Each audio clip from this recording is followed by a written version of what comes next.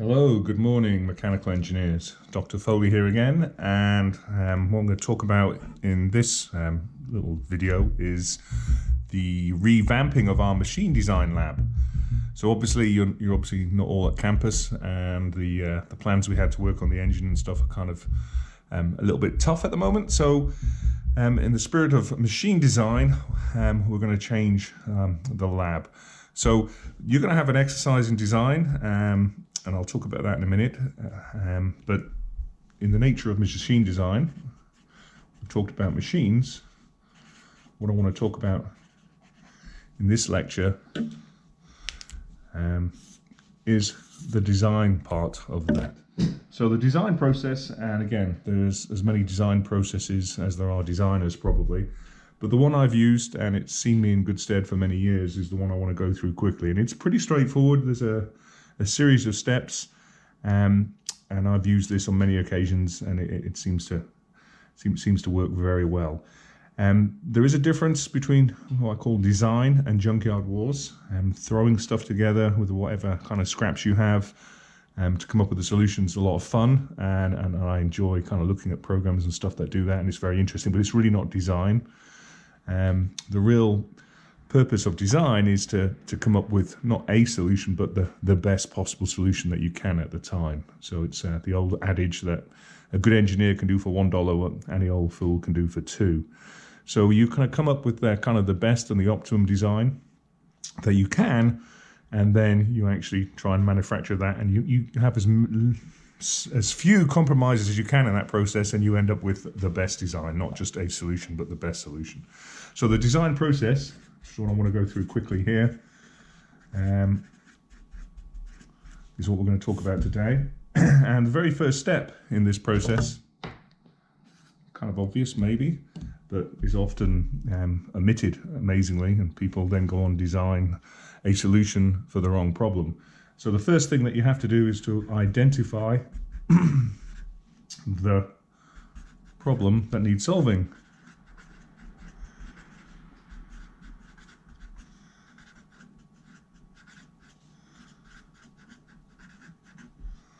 And in the process of doing that, you have to make sure there is no solution already available.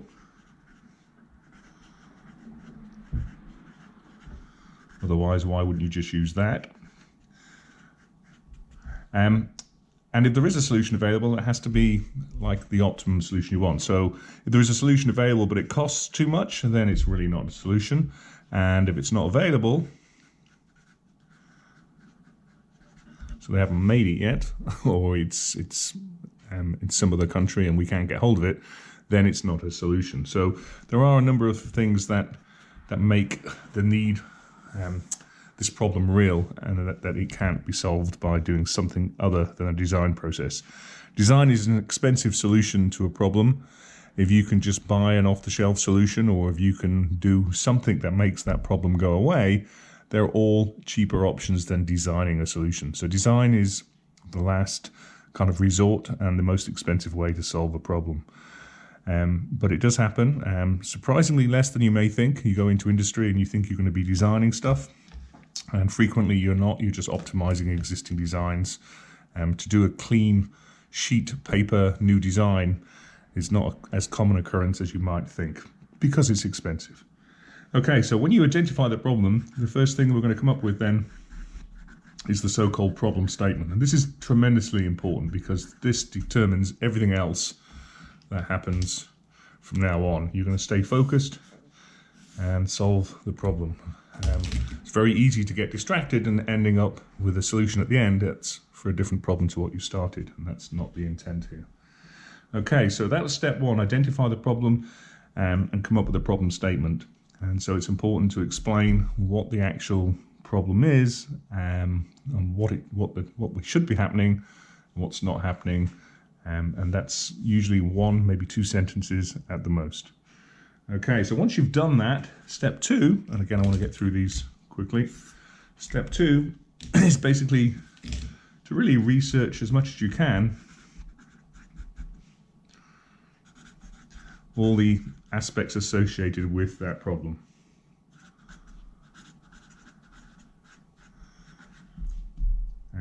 And again, in the process of doing, review and maybe kind of refresh. So that problem statement may change as you learn more about it and you really start to get into the weeds of that problem. So you're going to review the problem statement because it's that important. You want to get it right.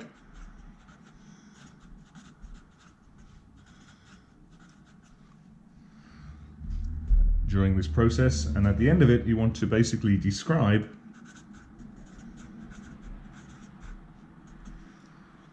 an ideal solution. So this is very kind of general overview of a solution. And the purpose of doing this is that you're going to come up with what we call a goal statement. And this is what your ideal solution would do to make that problem disappear. Okay, so that's the outcome of 2. You have a problem described and then what the ideal solution would actually do to make that problem go away.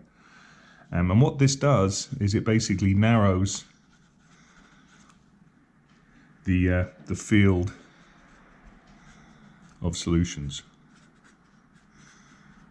So, for example, if you had a problem that we need to get, groups of 3 or 4 people from one city to another city, then if we said, we're going to design that our general solution, our goal statement is to have a vehicle of some form that would take them from A to B, then that would be a goal statement. If you said,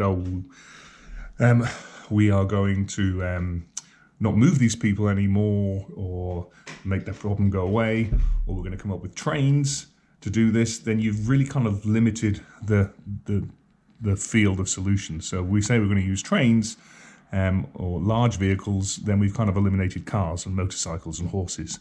So the goal statement starts to narrow in the options available, and that's a good thing. Otherwise, you've just got too broad a field of solutions. You'll never actually get anywhere. So 2 very important things, really just a couple of sentences in each, but there's a lot of work that goes behind the scenes to make those things happen. So once you've done that, step 3, and this is going to be these first couple of steps are going to be what's going to be this week's assignment, is we're going to generate a specification. So our design, our solution is going to have to meet these specs in order to achieve the goal statement. So that's the idea. So generate a specification for this ideal kind of generic solution that we don't know the details of it yet, but we know that that's what the solution would do. So this kind of ideal solution is going to be the drive behind the spec. So the specification really does include the problem statement and the goal statement, and then the weeds, the details of the specification consist of 2 main parts. So the first part of a specification is what we call the constraints. Okay, so constraints are basically the must-haves, what the solution must do. Okay, these are non-negotiable, so they're kind of absolutes. Okay, and for example, ideas of constraints must weigh less than, say, 50 pounds, for example. Okay, must cost less than $50. Okay, these are absolutes. So be careful with these. If I came up with the perfect solution and it costs $51, are you really going to turn it down? Well, if you say no, then $51 becomes the constraint. If you can actually push it, and you really can push it, and you can afford $100, then it must cost less than $100. Okay, if you can get the ideal solution and it's going to cost you a little bit more, and you're prepared to do it, then it's not a constraint. You have to go to the absolute limit for the perfect solution. Okay, if it weighs 51 pounds, are we going to throw it out? Probably not. So maybe realistically it's 100 pounds, and that's an absolute limit, because at 100 pounds we can't physically put it in the helicopter to take off. So you have to really think and be very definitive on what these constraints, and they really are musts, okay? So once you've got those constraints, you can list them 1, 2, 3, 4. You shouldn't have too many of them, otherwise you really start to kill the pool of solutions that are available. Okay, so list the constraints, and that's the first part of your spec. And very important that you quantify constraints. So say, you know, mustn't be too heavy is not a constraint, it's too vague. So they must, so that's very important that you quantify the constraints, okay? And they can be double-ended, they can be less than or more than, they can give a range if that's what the constraint needs. Or it can be must be greater than, or must be less than, or must be equals a difficult one, because you always have a tolerance on anything, as we well know. So it's usually to give a range, quantify constraints, and typically give range and tolerance.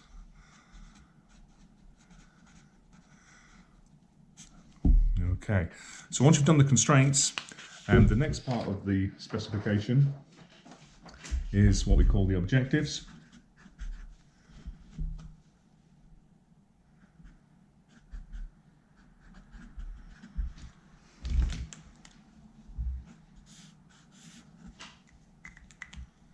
Okay, and these are, you guessed it, the wants. Okay, what we want to have. These are going to be of varying importance.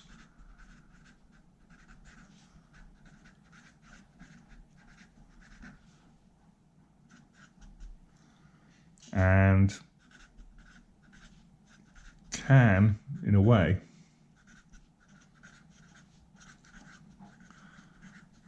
overlap constraints. So, for example, considering the two previous constraints we just had, we could put in as an objective weigh as little as possible. Okay, so we've already put the constraint, it must be less than 50 pounds, but ideally we'd kind of like it to be 5 pounds. So putting an objective, and it's actually important to us to be light. We can live with 50, but the lighter it is, the better the design is.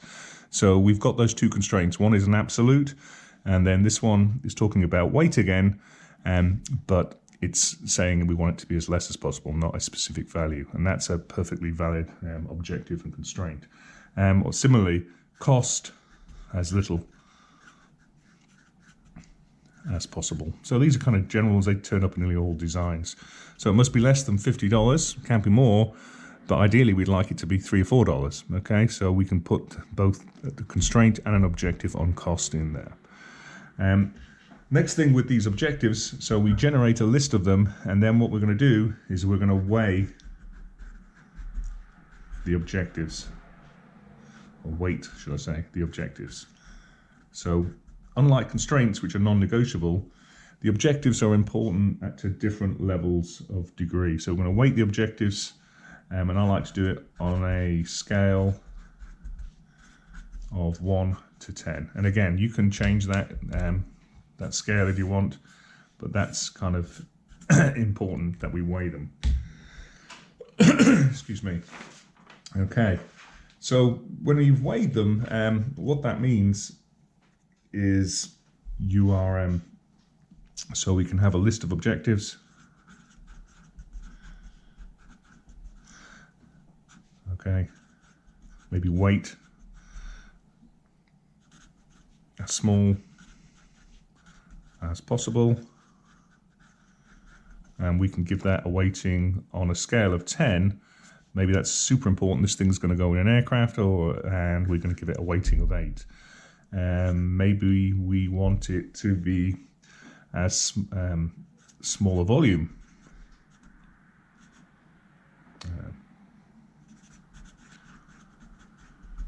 And this is important because it's going to go in an aircraft in a very small contained space, and maybe it's as important as weight, maybe not. Maybe it's not quite as important as the weight, so maybe we'll give it a weighting of 7. Cost. as little. And in this case, the cost, because it's aviation, maybe they've got big pockets, maybe not at the moment, but maybe they, the cost isn't such a big an issue because they're prepared to pay a premium for this. So maybe the cost is only a weighting of 5. So you go through this for all your objectives. Once you start getting to objectives that are not as important and they're coming up to about 2 or 1 out of 10, then you can kind of stop, okay, for the purposes of the spec at this point. So you want to have a list of these objectives, and then you want to order them in priority of importance. And so that then kind of completes the specification part of the design. So that's step 3. That's one of the more involved steps. Step 4 is the creative part, and this is where we generate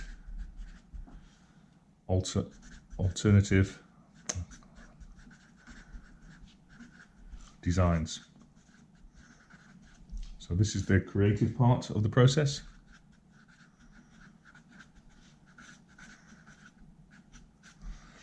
And at this point you want to encourage all ideas, no matter how crazy or off the wall. Encourage all ideas. Do not get wrapped in the weeds. So do not necessarily think about how or practical or feasible the ideas are at this stage. The real key to this point is to encourage all ideas, okay? And you want a diversity of opinion and inputs. So people that are not necessarily engineers, in fact, probably not engineers,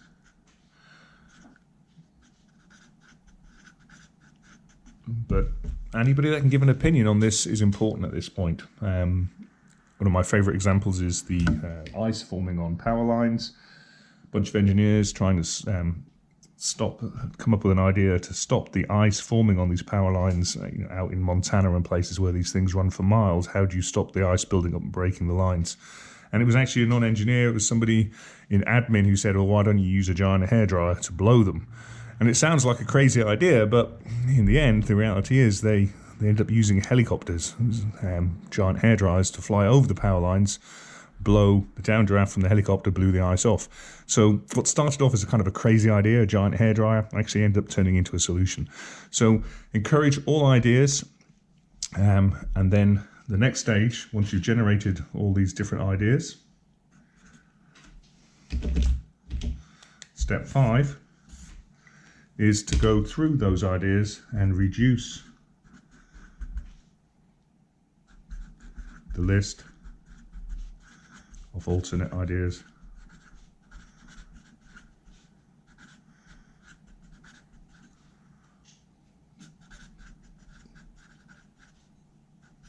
To about 3, okay? You can do 4, but 3.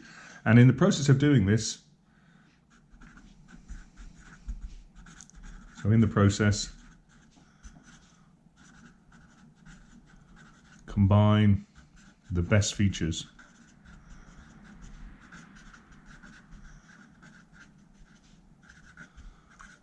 of all ideas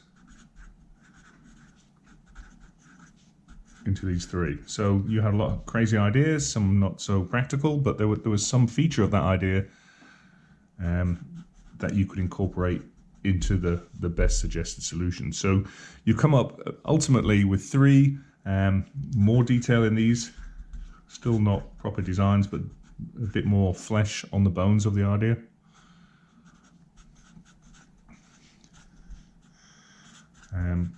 And these are the 3 that you then move on to step 6, where we undertake a decision analysis.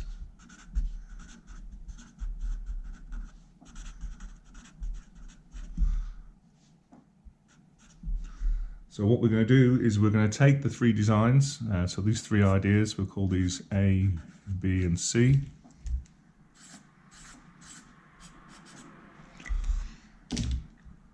We're going to undertake a decision analysis. We're going to compare 3 designs to the spec. So the specification that we did, which hopefully, if you do it properly, is completely independent of a solution, because you don't have any at that point. We're going to compare the 3 ideas we've come up with to the specification. So the way we do that is, first of all, we go to constraints. So we have our list of constraints. We have our designs. And what you do is you go through each design and you check that it passes the constraints. Okay, and if we find that one of them doesn't, then it's failed.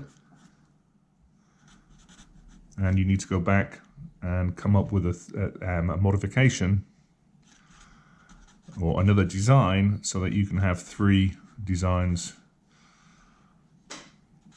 going through to the next stage.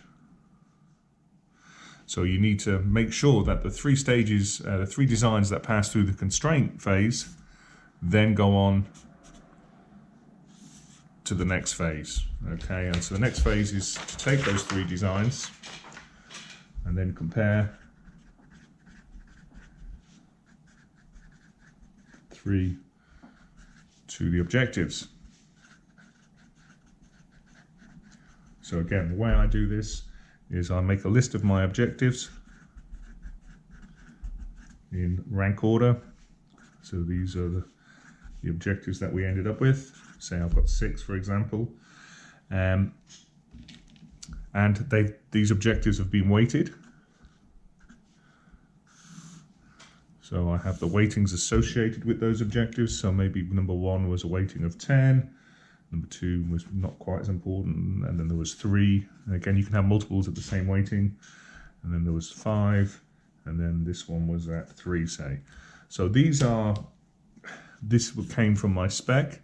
So now I'm going to get design number A, and we see how it does. So I'm going to mark it against the objective on a scale of 1 to 10. So how well does it achieve objective number 1? So for design A, let's say, I can say this was maybe, it was a 7 out of 10. For part 2, maybe it was a 4 out of 10. Maybe a 3 out of 10 here. It was really good at objective number 4, so I'll give it a 10 out of 10. It also did pretty good at here, 10 and then a 2. Okay, so that's how I weight it again out of 10. I then do a product of these 2 to give me the number that I then put in this column here. So 7 times 10 gives me a 70.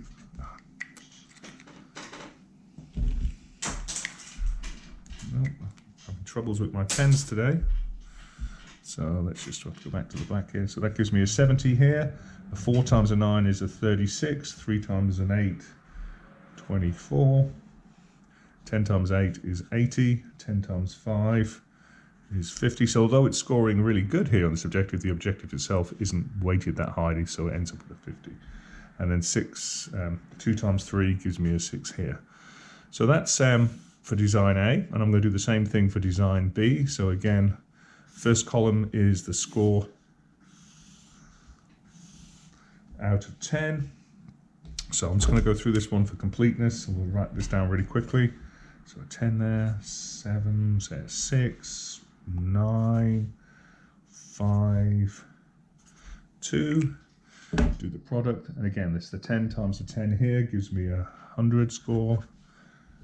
63, 48, 72, 25, 6. Do the same thing for C.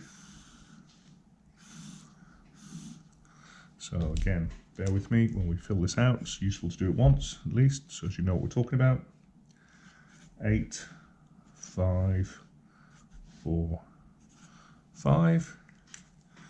And then finally we add these up: 100, 81, 64, 40, 20, 15. And then the last stage is to add the product column. So for this one here, that comes to, again, 266, 314, 320.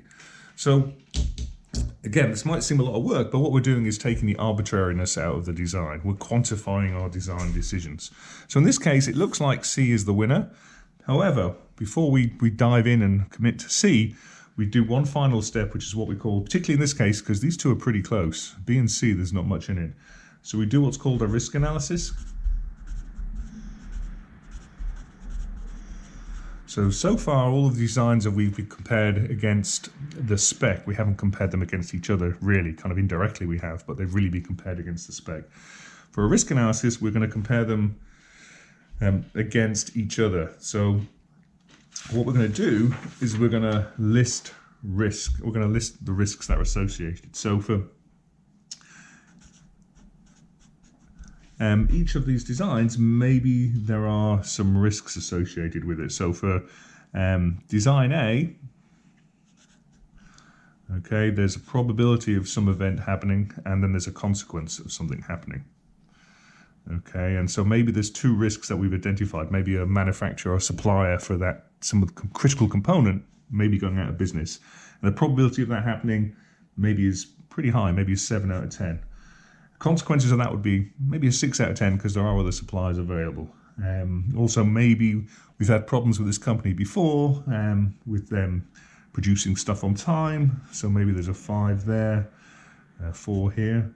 And then for risk number 3, some of the risk perhaps to do with a machine that they may have or critical person that they have. There's a probability of 3 out of 10 of that becoming a problem, and the consequences of 4.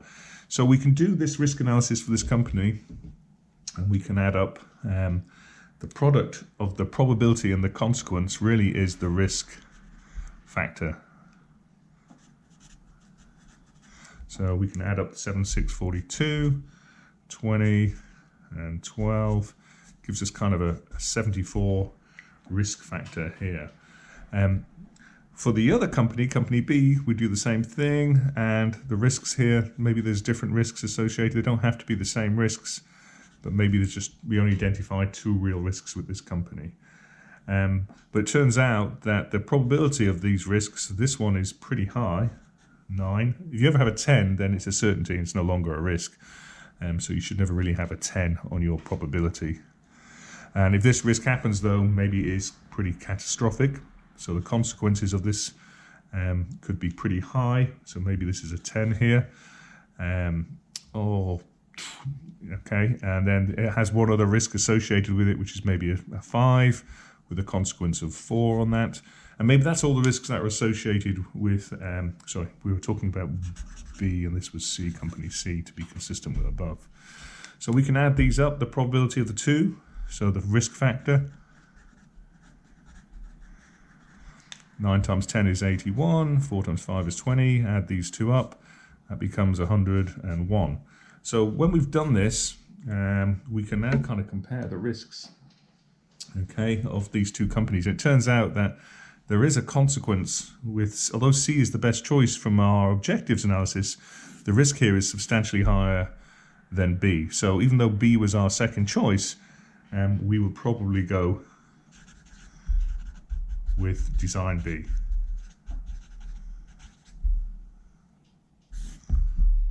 Okay, so even though